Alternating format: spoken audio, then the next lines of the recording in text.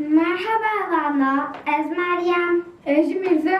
هم دزانن ایرا سالگرا شهادتا قاضی محمده شیخ سعید جمره چبه قاضی محمد جی اوه رحمت وان به که من میرزا و جمره چند گوتنین قاضی محمد ببیجه کام دست بکن Bismillahirrahmanirrahim. Jibona xode ede dijmenti ji hevdura nekin. Min ê xwe bidin hevdû. Dijî zordet zalim û nêran birawestin. Mift û belaş xwe nefiroşin dijminan. Nesihat û wasiyeta min ji we re ev e. Zarekên xwe bidin xwandin. Ji bilî perwerdeyî Tirkiyê masî me ji milletên din tune ye.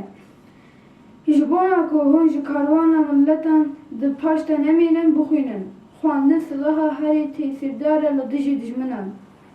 Baweriya xwe bi Xweda, pêxember û li hemû tiştî ku ba Xwediyê bînin û bi wan îman bikin. Yêketî û lihevkirina di nava xwe de muhefeze bikin û neqancî li hev nekin. Nexwazim di qada mesuliyet û xizmetê de tamehkar nebin.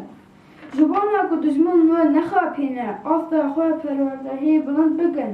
Ji bona wê dinyayê ku çend rojan pêk tê, xwe nefiroşin dijminan.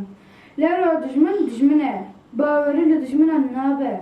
Ji hêla siyasî, maddî, manevî, namûsî ve îxanetê hev nekin. Lewra xwayî di huzûra Xweda û însanan de sucudar e. Erê hevana vîdeoya me li vir xelas bû ji bo ruhê wî pak El-Fatiha.